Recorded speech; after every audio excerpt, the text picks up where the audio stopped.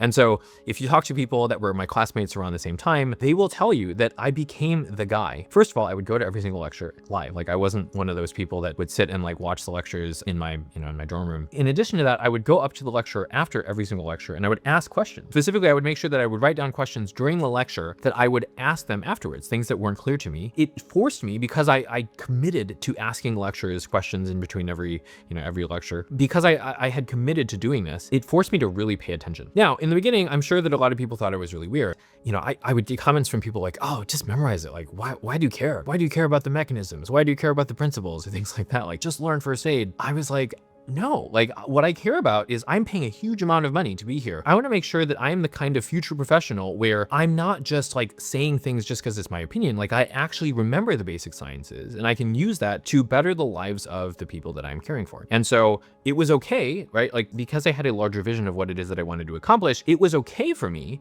to bear the cost of, looking stupid in front of all of my classmates and some of my professors some of whom, I remember one time there was a professor that was basically like, did you read the book? And it was embarrassing, like, cause he said that in front of a group of my peers. And I was like, oh my God. But again, I was okay with that because I wanted to make sure, for every dismissive professor, there was like 5 people who were glad to talk to me and who were happy to share the knowledge that they had. And regardless, it was a great opportunity for me to learn from true experts in these fields. I'm not a genius. And I know that that might sound like false modesty, but like, I know true geniuses who like, they can just listen to a lecture. They don't have to take any notes. They have near photographic memories. Like there's no way that like I could compete with them if it came to raw talent. Instead, what I was doing was something that was just emotionally difficult. I didn't need talent. I didn't need better resources. I didn't need a big brain. I just needed to be able to do this hard thing that was emotionally challenging every single lecture of every single day. I just had to be consistent. Said a different way, it is emotional maturity, right? Being able to have the feelings, right? Have these feelings of, oh my God, I'm so worried about what other people think, and yet separating my actions from it, right?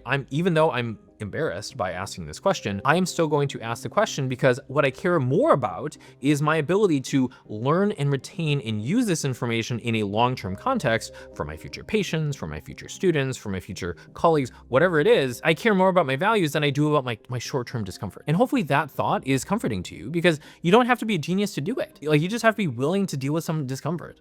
And to be really honest, once you do it a little bit, like you just become that person. And it's like, oh, people are like, oh yeah, well, Alec's asking questions of the professor again. And eventually it got to the point where people really started to respect me for it because like they knew that it was challenging for them to do it. And it wasn't like I was taking time away from other people. It's like the 10 minutes in between the first lecture and the second lecture and the 10 minutes between the second and the third lecture, I would just go up and instead of just, talking to, random people or, like surfing the internet or things like that, I would actually just try and take advantage of that time and learn during that time. And so I would have people then come up to me afterwards and be like, hey, like, so what'd you learn? So the good news is if you yourself are one of those people that's like, I either am okay with doing hard things and or I want to become the kind of person who does hard things, then this is a perfect opportunity. Just find opportunities to talk to, like do uncomfortable things that maybe cause you a little bit of embarrassment, but will increase your rate of learning. Because if you look around you, because it is so emotionally challenging and because any sort of emotional challenge is going to trigger that fight or flight response, most people aren't going to do it, which means there's a massive opportunity if you just